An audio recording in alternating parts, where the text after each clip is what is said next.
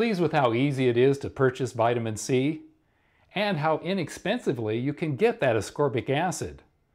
Well, perhaps your appreciation should turn to worry, because if the FDA has its way, those health benefits may just disappear.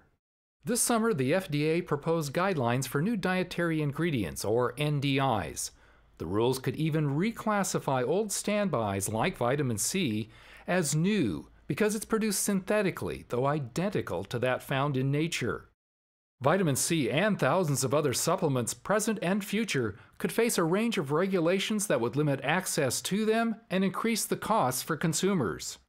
Under the new rules, the FDA could even consider these synthetic substances as drugs, regardless of their identity, history, and safety. And as happened in Europe, the public would need a doctor's prescription, and naturally drug companies would hike the prices.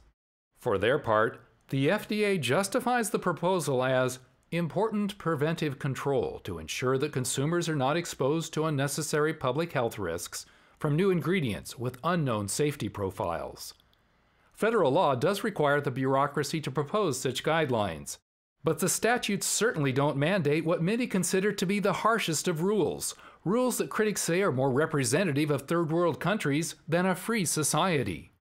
So where is all the unnecessary danger the FDA claims is coming from these new ingredients? Many of them are older ones anyway. And where is the need for preventive control? Would it be a supplement industry that introduces new supplements and new twists on older ones all the time, yet exhibits an exemplary safety record? Would it? Simply compare that record with the yearly numbers on pharmaceuticals. Estimates suggest they kill over 100,000 Americans who are just taking their drugs as prescribed. Chasing phantom safety issues isn't enough for the FDA. The agency also wants to restrict everything that wasn't already sold as a vitamin or herb in the U.S. when Congress passed the current supplement law in 1994.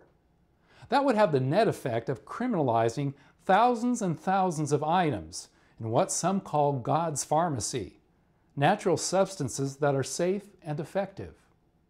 So is the United States on the road to becoming another Canada? There, about half of supplements found in the U.S. are severely limited or banned. There's carnitine, an energy and sports supplement also found in beef, considered a controlled substance and categorized right along with dangerous illegal drugs.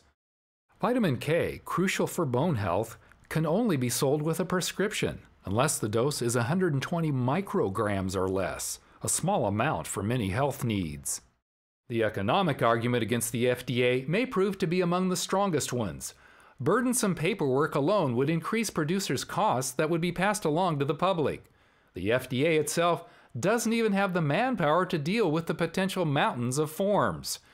And supplement companies will go out of business, with the potential loss of 100,000 jobs.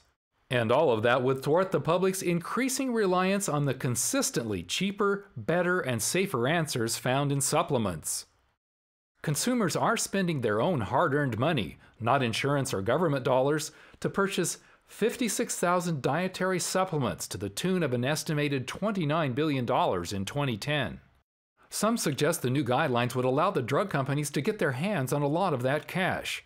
The patents on a number of top-selling drugs are expiring, and the major drug companies will lose billions of dollars from those profitable juggernauts going by the wayside. In short, what some critics derisively call drug lords are hurting, and supplements could become their replacement income. What may turn the tide? Political considerations could prove telling. Reliable analysis has shown Obamacare will increase medical costs, reduce consumer choices, and thus harm health status. The FDA recommendations, if implemented, would make each of those dire forecasts worse. Not a good prescription for a president seeking re-election. Public pressure has already gotten the FDA to extend the deadline for comment until December 1st. Many supplement companies and their trade associations have prepared or will be making responses to the FDA and to members of Congress. And everyday citizens can comment as well, putting even more pressure on the bureaucracy to tame the FDA power grab and to give supplements fair guidelines that are friendly to consumers, businesses, and most importantly, to your health. Reporting for Operation Pushback, I'm Gailon Totheroh.